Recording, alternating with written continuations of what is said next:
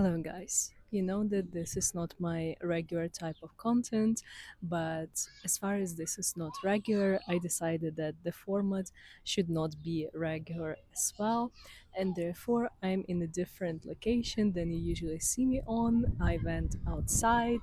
This is higher than 30 degrees where I live, so I'm very happy for the wind, and I wanted this video to look like you guys went on a walk with your best friend and you're just chit chatting about those important things, you know.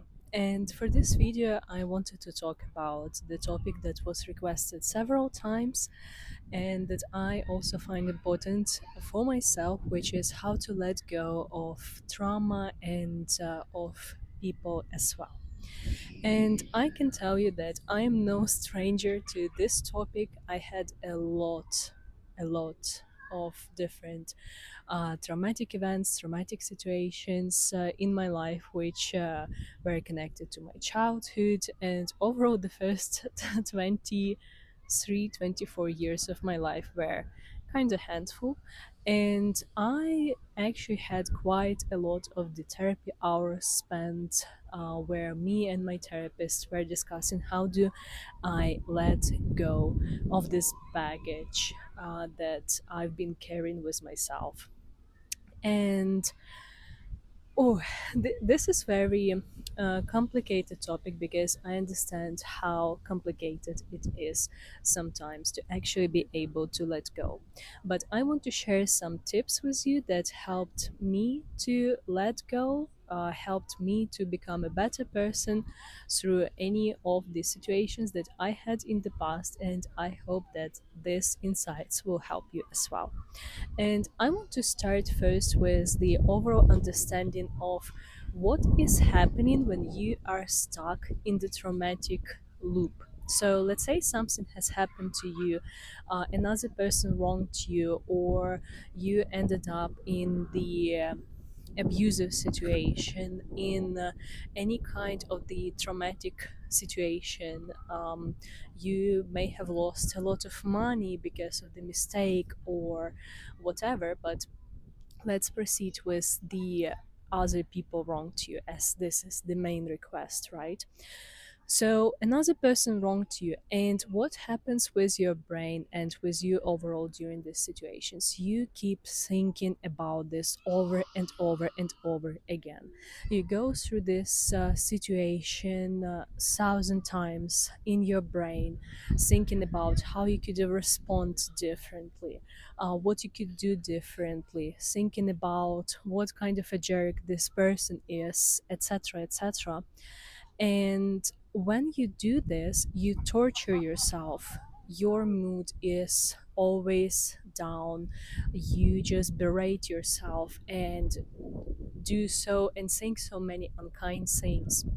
And the thing is, when you do this, you are stuck in this loop, and this loop actually doesn't allow your brain to put this situation back in the memory folder where our brain just stores all the memories, and it doesn't allow you to kind of get this closure and get yourself free and let go. And your brain, when you are thinking about this situation over and over and over again, actually goes through this event again and again and again. So not only it's not moving it into the memory core part of the brain, but it feels like you are going through this situation every day, every time, which is absolutely unpleasant. And what actually helped me is, first of all, you need to reflect on this situation. And when I say reflect, you may say that, oh, but I am already doing this. I'm thinking about this over and over again. I have reflected on it 1,000 times. And I can tell you that you actually did not, because berating yourself and putting yourself down, telling to yourself that you are stupid because you trusted another person or whatever, is not reflecting on the situation. This is just being mean to yourself. And a lot of us think, at least that's what was my brain thinking, is that if I scare myself, if I torture myself to the point where I will be scared to even engage into any conversations with other people, if I will be so scared of this situation repeating again, I will never end up in this situation again. This is untrue. And I want you to understand that when your brain, when you, better to say, are repeating this situation in your mind with just, look how stupid you were, look how bad of a person you are, look how smarter you could have acted, these people, some other people, do this better than you, they would never end up in this situation like you are not reflecting on this situation, you are just putting yourself down, and this is what keeps you stuck in the loop. So, how I personally, when I learned how to do it right, how I personally reflect on any kind of events. First of all, you need to really sit and think about why this event, any kind of event, has happened. Without thinking that this is just because I'm stupid, this is why it happened. No, why this event genuinely happened. Why did you end up with this particular person who has wronged you, right? Was this just a genuine feeling towards this person, or you just were triggered by the previous unresolved trauma and you were like, oh my god, he looks just as bad as my dad, let me fix him, or anything like this? Or you were like, oh my god, this person doesn't give me any attention, this means that I definitely should try something with them, you know? uh, what exactly has made you interested in this person? What has made you ignore the red flags that you have seen? What has made you to go against your goals, against your values, against your principles? This is important to understand and to see what actually triggers these unhealthy responses where you start acting not like yourself. Okay? Because if you don't understand what makes you be a crazy person, you know, like this moments of time when you like a guy or a girl, and then like the time passes, you stop liking them, you turn around, look back at yourself, and you are like, what was I even thinking? How did this person even, like, what was wrong with me? You know, if you don't understand what makes you this person who chooses people who are clearly not the right person for you, who are clearly, and everyone else around you sees that, who are clearly the red flag, you will be repeating this situation over and over and over again.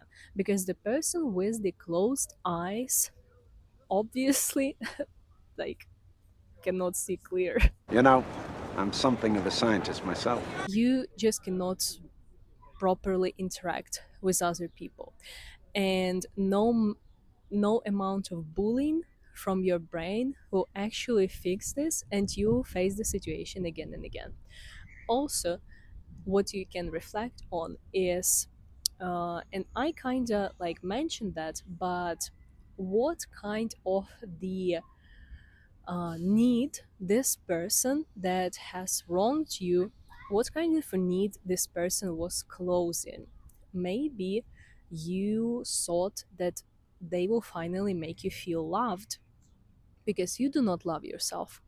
Maybe you were like, oh, with this person I'll never be alone, and now you're like, and you are just genuinely afraid of being on your own, of ending up alone in life, and you're like, I'll better be with anyone but not just by myself.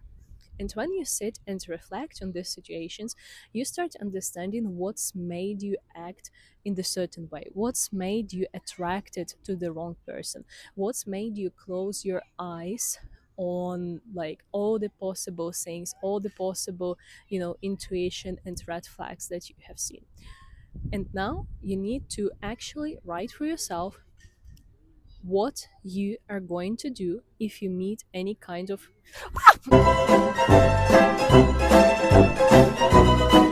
that was such a big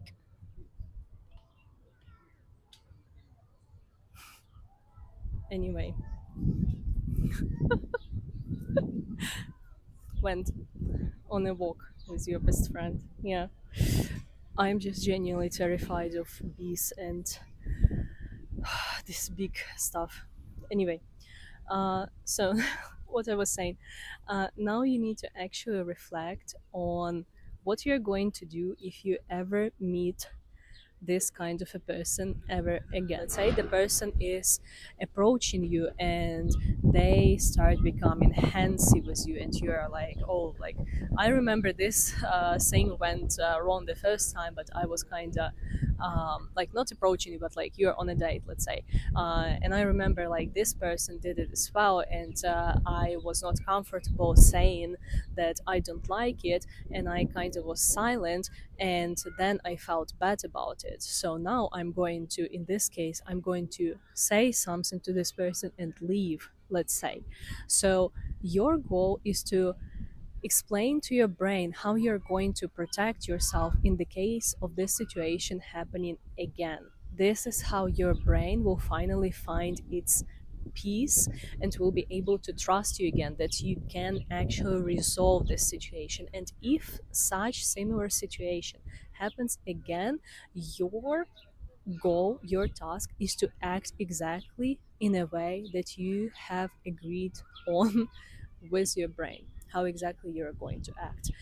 The key from every traumatic situation is to come out better, is to become a better person. I'm just watching out for the giant, like, yellow jacket or whatever that was. Sorry.